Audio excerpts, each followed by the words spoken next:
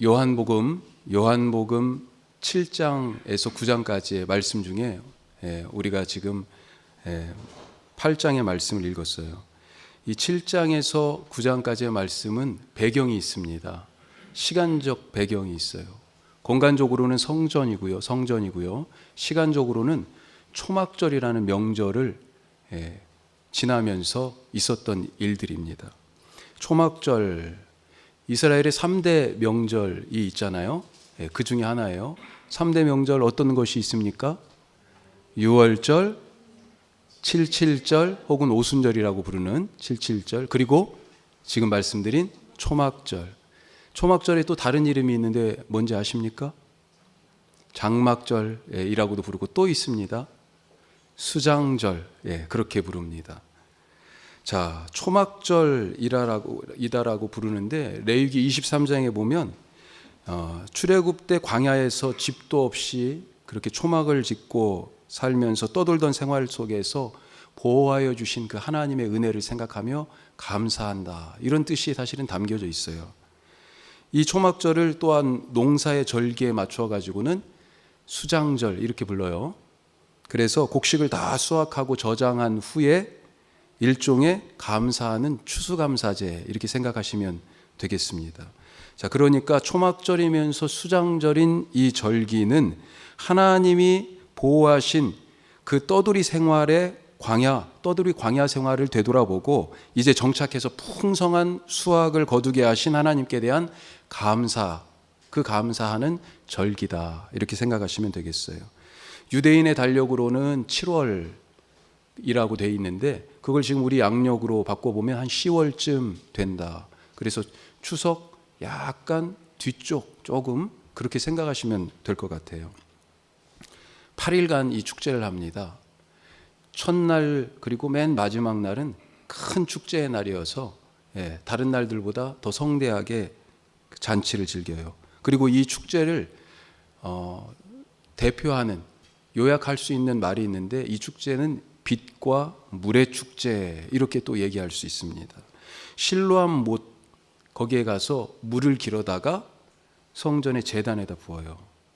제단을 정결케 하는 그런 일들도 있고요. 또 성전을 밤에 환히 횃불을 켜가지고 밝힙니다. 그러니 이 8일간의 초막절 축제 기간이 빛과 물의 잔치예요. 그래서 이 초막절을 배경으로 한다고 하는 지금 이 요한복음 7장에서 9장까지의 말씀을 보면 물 혹은 빛에 대한 말씀들이 나옵니다. 예수님 스스로 자기를 그 물이다, 그 빛이다, 이렇게 표현해서 말씀하세요. 자, 앞으로 조금 넘기셔서 7장 37절 보시면 오늘 예배를 우리가 시작하면서 예배로 우리를 부르신 하나님의 말씀으로도 우리가 읽었는데 7장 37절 이렇게 되어 있죠. 명절 끝날, 곧 큰 날에. 자, 명절 처음 날과 마지막 날이 더 큰 축제의 날이라고 그랬죠. 그래서 이렇게 되어 있는 것입니다. 명절 끝날, 곧 큰 날에 예수께서 서서, 어디에서요? 성전에서 지금 서서 외쳐 이르시되, 같이 읽습니다. 누구든지 목마르거든 내게로 와서 마시라. 나를 믿는 자는 성경의 이름과 같이 그 배에서 생수의 강이 흘러나오리라. 그 뒤에 보면 이 생수의 강, 이 생수가 무엇이냐? 바로 제자들이 받을 성령님을 두고 하신 말씀이다. 그렇게 말하고 있습니다. 예수님이 나중에 우리에게 당신의 영을 불어넣으시잖아요. 부활하시고 나서 숨을 제자들에게 불어넣으신다고요. 마치 처음에 사람을 흙으로 만드시고 하나님이 그 코에 생기를 불어넣으신 것처럼 요한복음에 그런 대목이 있어요. 하고 생수이신 성령, 영원히 목마르지 않는 생명의 물이다라고 예수님이 자신을 표현하여 말씀하십니다. 또 빛에 대해서는 어디서 말씀하시냐? 오늘 읽은 말씀 바로 뒤에 8장 12절에 보십시오. 자, 예수께서 또 말씀하여 이르시되, 같이 읽습니다. 나는 세상의 빛이니 나를 따르는 자는 어둠에 다니지 아니하고 생명의 빛을 얻으리라. 아멘. 요한복음 특별히 1장에 예수님을 얘기하면서 참빛, 세상에 오신 참빛으로 예수님을 또한 말씀하고 있죠. 내가 세상의 빛이다.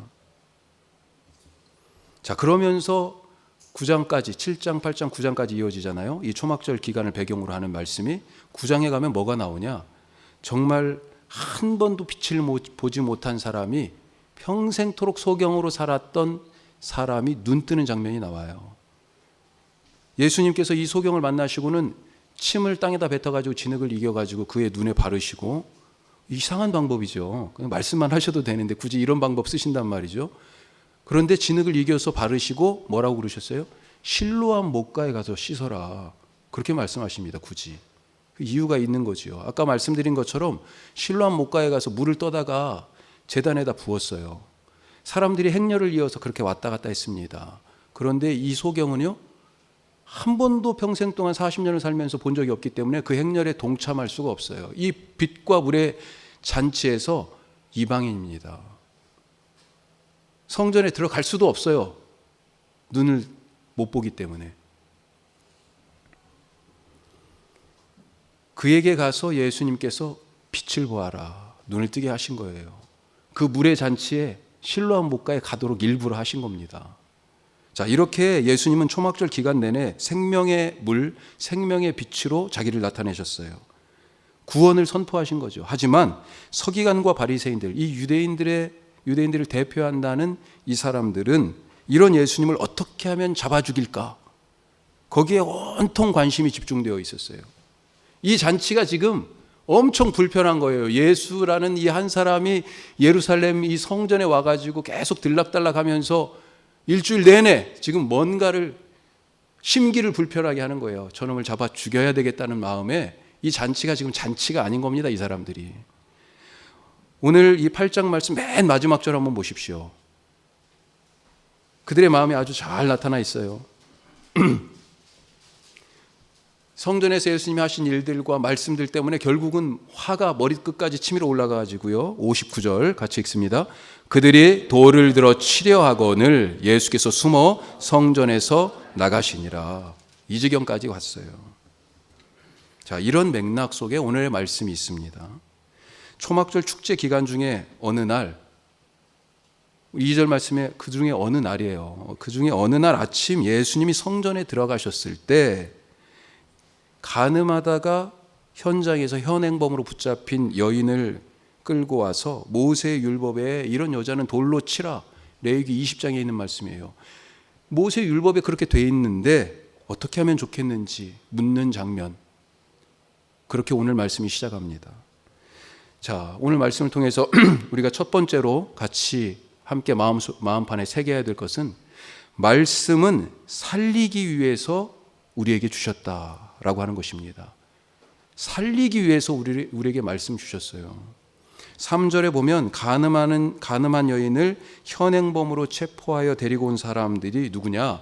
서기관과 바리새인들, 이렇게 되어 있습니다. 서기관은 당시에 인쇄술이 없던 시대에 성경을 베껴 쓰고 그냥 단순하게 필사만 하는 사람들이 아니고요. 사실은 성경을 연구하는 성경 박사들이었습니다. 바리새인들 역시 우리가 알다시피 율법 연구에 누구보다도 조예가 깊은 사람들이었고요. 그래서 말씀의 깊은 뜻, 그것을 더 찾기 위하여 학파를 형성하고 스승인 랍비를 갖다가 존경하고 그에게 가르침을 받고 평생을 말씀 따라 살겠다고 사실은 헌신한 사람들이에요. 무엇보다도 이 사람들은 이 말씀을 가지고 어떻게 더 경건하게 살아갈 수 있을까, 그 말씀을 삶에 적용하는 부분에 더 강조점을 두면서 경건한 하나님 앞에서의 삶, 이것을 삶의 키워드로 붙잡고 살아갔던 사람들이라고 볼 수 있습니다. 그래서 소위 이 바리새인들은 경건한 사람, 이렇게 불렸어요.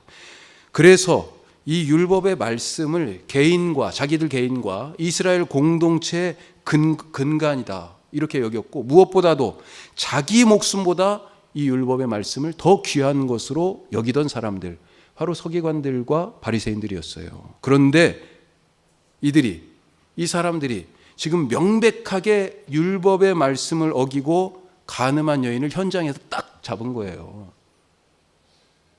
더 이상 발뺌할 수가 없습니다.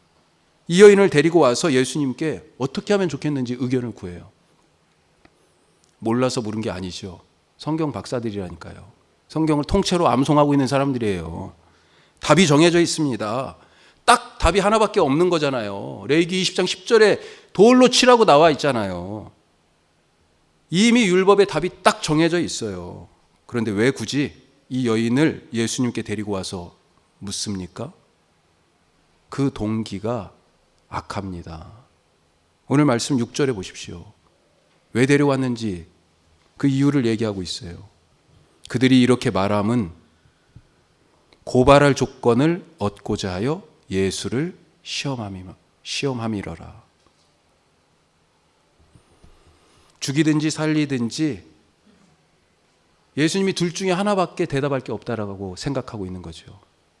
자, 이 여인을 성경에서 율법에서는 죽이라고 그렇게 돌로 쳐 죽이라고 돼 있는데 어떻게 할 것이냐. 만약에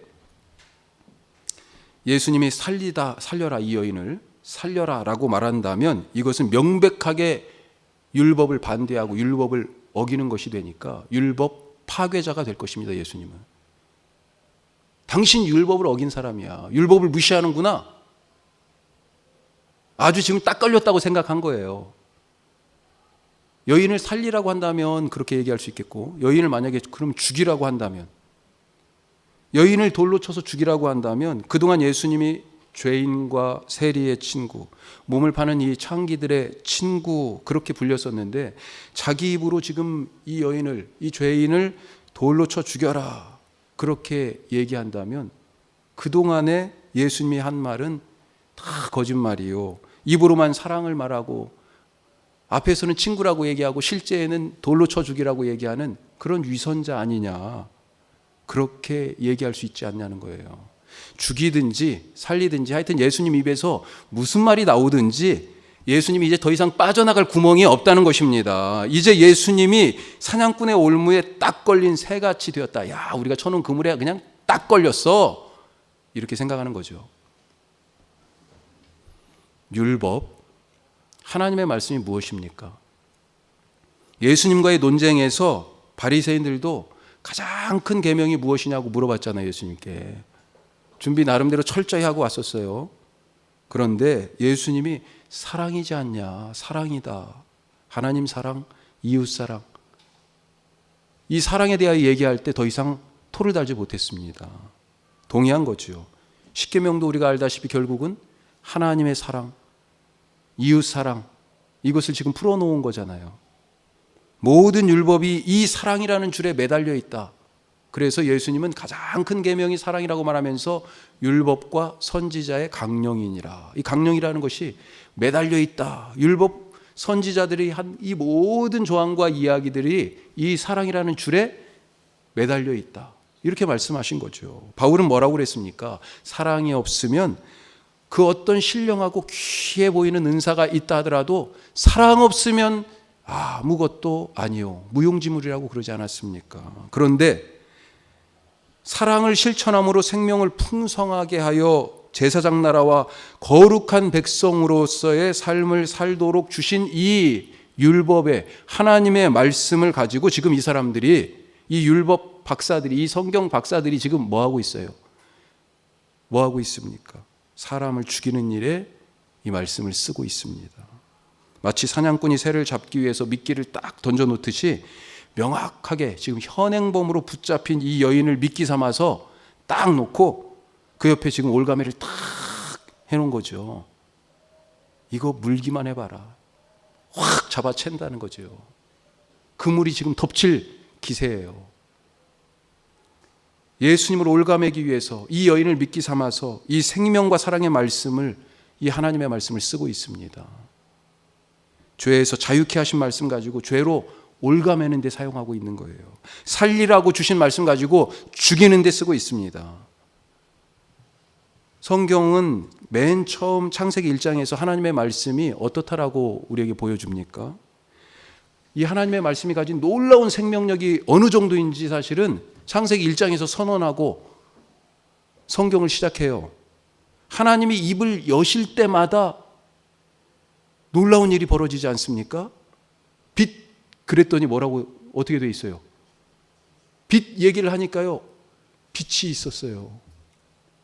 태양 하니까 태양이 생겼다. 나무 하니까 나무가 생겼고요. 하나님이 입을 여실 때마다 새로운 생명의 역사가 일어났습니다. 창조가 일어났어요. 결국 말씀이신 예수님이 오셔서 십자가의 사랑으로 우리에게 그 생명의 그 말씀이 얼마만큼의 생명력을 갖고 있는지 구원이라는 선물로 영생을 우리에게 주심으로 그 말씀에 속에 심겨져 있는 생명의 능력을 우리에게 보여주지 않으셨습니까? 바리새인과 서기관들, 이 사람들은 자신들을 하나님의 말씀의 수호자로 여겼고 누구보다도 말씀을 잘 알고 나처럼 잘 지키는 사람이 없다, 이런 자부심을 가졌어요. 나보다 더 말씀 사모하는 사람 있으면 나와봐. 나보다 더 교회를 생각하는 사람이 있으면 나와봐. 그런 거죠 지금. 그러나 이들은 생명의 말씀을 실천한다고 하면서 사람을 죽이려 하고 있고요, 자유의 말씀으로 그를 올가매고 있고, 사랑의 말씀을 밤낮으로 암송하면서, 아까 가장 큰 계명 사랑이라고 그랬잖아요. 그걸 얘기할 때 예수님 뭐라고 그랬어요? 너희는 마음을 다하고 뜻을 다하고 성품을 다하고 힘을 다하여 주 너희 하나님을 사랑하라. 이 말씀이 쉐마라고 하는 말씀이라고 하잖아요. 그런데 이 쉐마의 말씀을 어떻게 해요? 이마에 붙이고, 여기에 상자가 있잖아요. 테필린이라고 하는 상자에 메고 끈에 손목에 매가지고 늘 그것을 암송한 사랑이 최고의 말씀인 것을 그렇게 암송하던 그 사람들이 이 사랑의 말씀을 가지고 지금 그 암송하던 사랑의 말씀을 가지고 돌을 던지고 돌을 들고 있다라고 하는 것 아니겠습니까? 아무리 좋은 것이라도 누구 손에 들려있느냐에 따라서 그 사용의 목적이 달라집니다. 예수님은 거룩한 것을 개에게 주지 말고 너희 진주를 돼지에게 주지 말라, 그렇게 말씀하셨어요. 값어치를 몰라보잖아요. 진주를 던져줘도 돼지는 코를 들이받고 킁킁거립니다. 돼지의 관심은 온통 먹는 것에 있기 때문에. 지금 바리새인과 서기관들의 관심은 어디에 있습니까? 온통 예수를 제거하는 데 그 관심이 있기 때문에 진주와 같은 말씀의 그 생명의 놀라운 능력의 가치를 몰라보고 이것을 엉뚱한데 정반대로 사용하고 있는 것입니다. 하나님의 말씀이 우리 가운데 있습니까?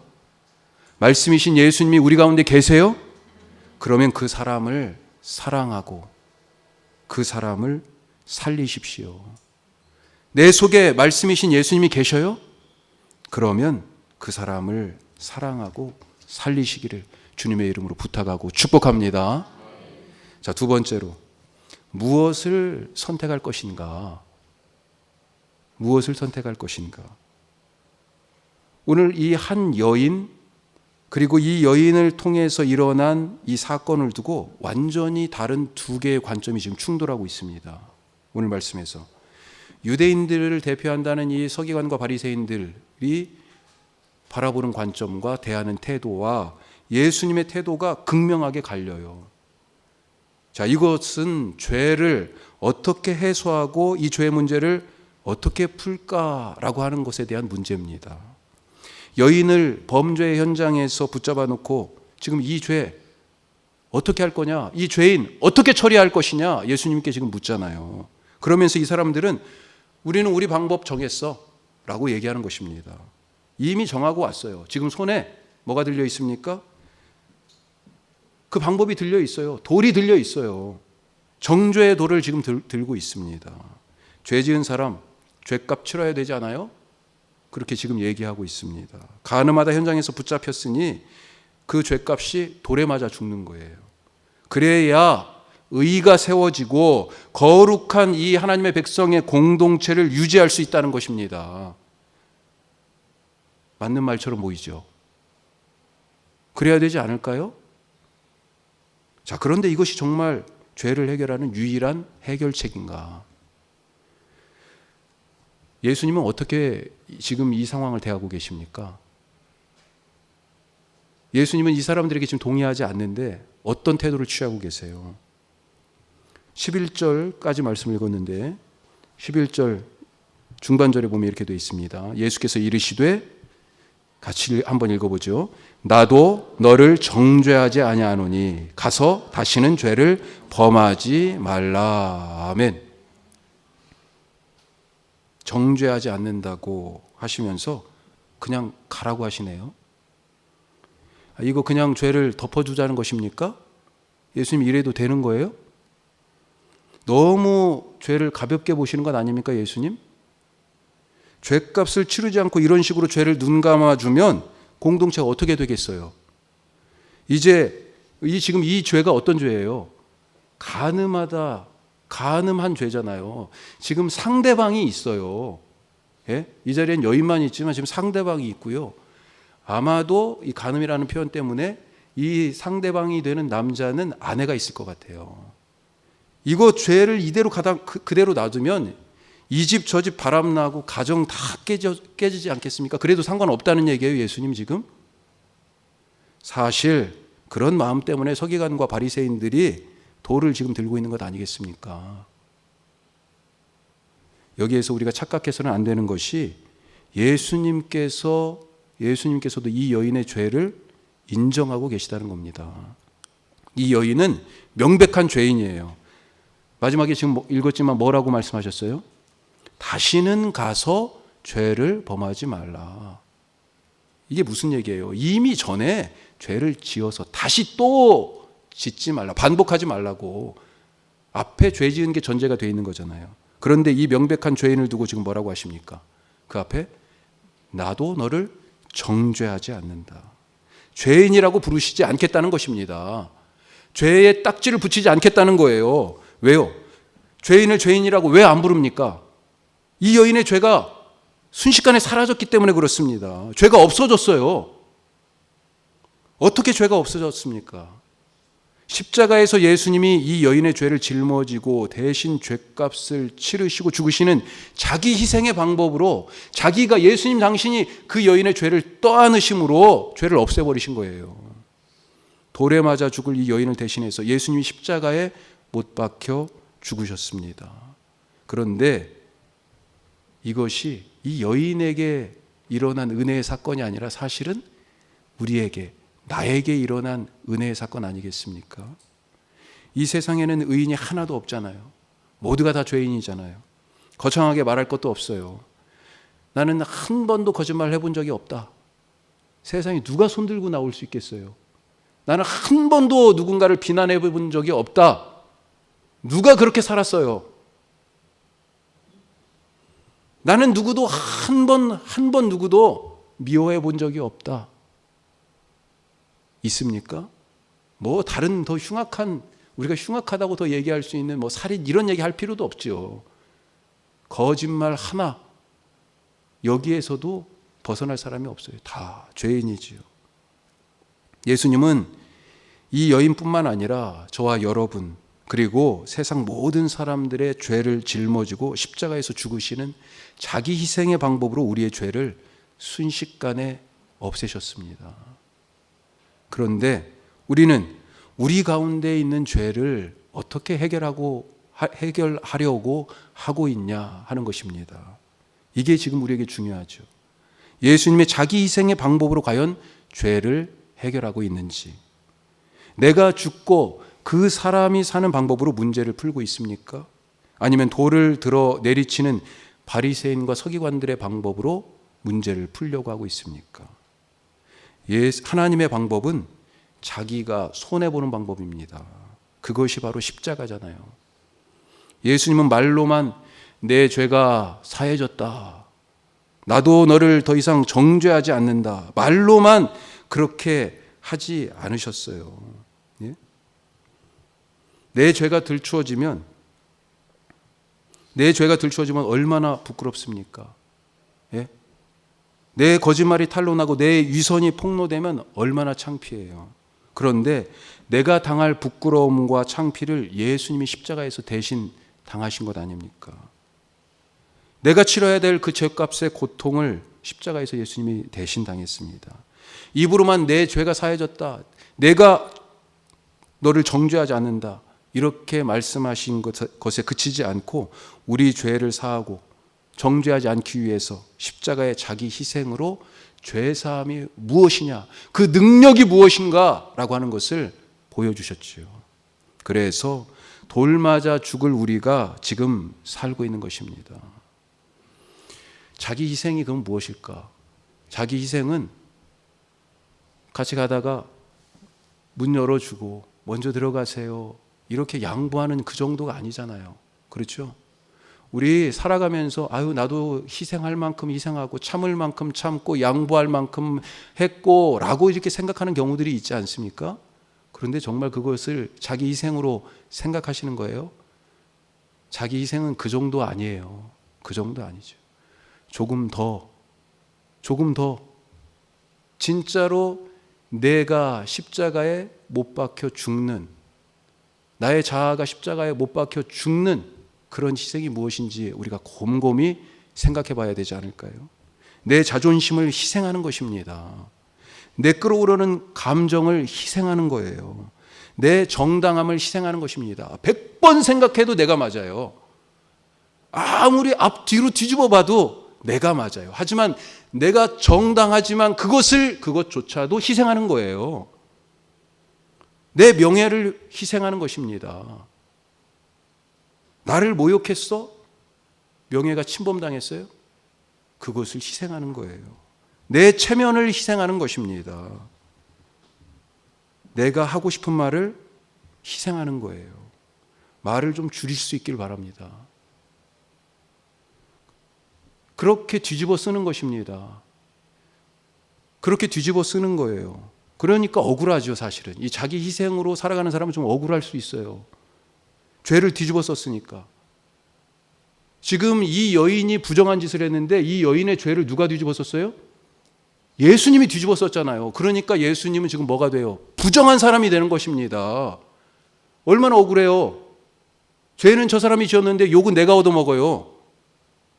나는 하나도 틀리지 않고 정당한데 욕은 내가 얻어먹어요. 뒤집어 쓰는 거죠. 거짓말은 저 사람이 했는데 거짓말쟁이 소리는 내가 들어요. 이것이 바로 자기 희생의 방법 아니겠어요? 저도 이렇게 설교하지만 이렇게 설교하면서도 두렵습니다. 예. 그리고 한편으로는 죄송스럽기도 해요. 아니, 목사도 잘 못 지킬 얘기를 성도님들한테 그렇게 얘기하고. 같이 한번 해봅시다, 우리. 예수님의 제자 되기를 원하십니까? 나는 과연 예수님의 제자입니까? 예수님은 자기 십자가를 지고 나를 따르는 자가 능히 내 제자가 될 것이다 말씀하셨죠. 예수님의 방법, 그 십자가를 지는 방법으로 죄의 문제를 푸실 수 있기를 간절히 바랍니다. 저 사람이 죄값을 받아야 정의가 선다고 생각해서 지금도 손에 돌을 들고 있습니까? 오늘 이 장면을 집에 가셔서 잘 한번 생각해 보세요. 나는 이 장면 속에서 어떤 사람인가? 여기 지금 이름 없이 서 있는 많은 사람들도 있어요. 바리새인과 서기관만 있는 게 아니에요. 같이 따라와서 돌 들고 있던 어린아이부터 노인까지 지금 들고 있었어요. 제자들도 사실 옆에서 있잖아요. 다른 사람들을 다 이끌고 온 이 무리의 대표되는 사람도 있을 겁니다.